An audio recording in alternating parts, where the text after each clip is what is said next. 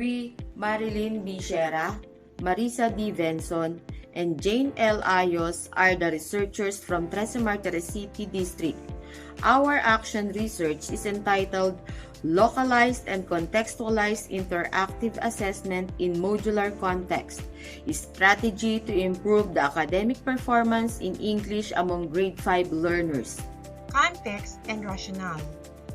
Cox Malone and Wink in 2018 found that the usage of interactive teaching resources is widespread in the classroom. In certain school systems, they are required for certain courses, while in others, instructors are free to utilize them as they see fit. An interactive educational materials goal is to help students organize and synthesize the knowledge they received in class. Interactive notebooks are based on research on how students learn best, including note-taking, idea mapping, and information management tactics.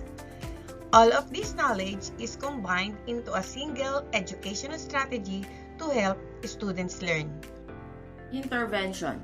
Localized and contextualized interactive assessment is an innovation of the interactive notebook and module.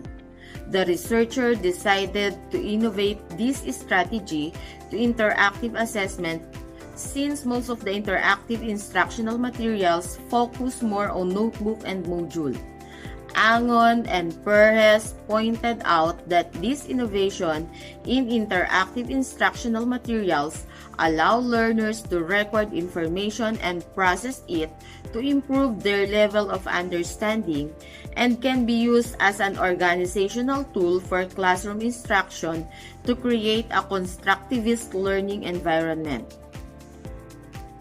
This study aimed to investigate the effectiveness of localized and contextualized interactive assessment in modular context in teaching English among grade 5 learners of Trece Martires City Elementary School during New Normal.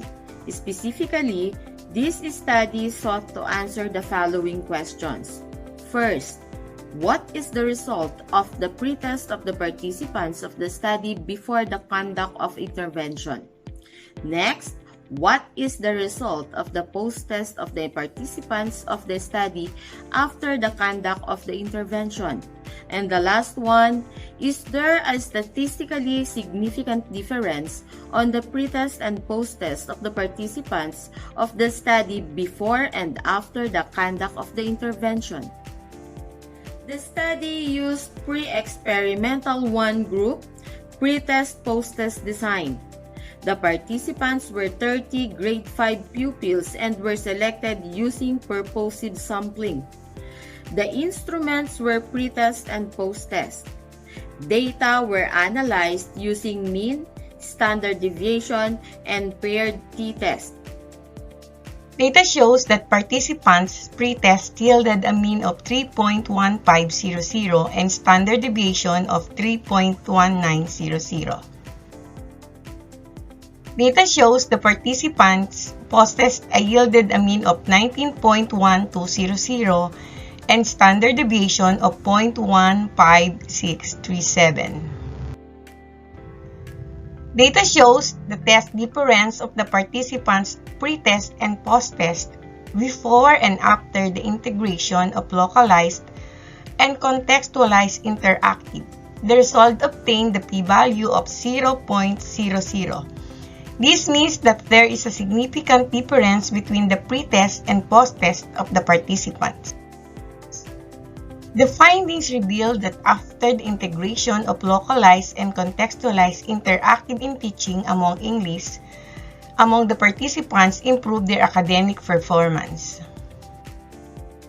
The premise behind localization and contextualization is that learners learn best when their classroom experiences have meaning and application to their daily lives. The learning that lasts forever is related with the things that learners do. In order to effectively use localization and contextualization in teaching, it is also essential to follow the rules for learning by doing, applied learning, and manipulative learning. Here are the references that we used.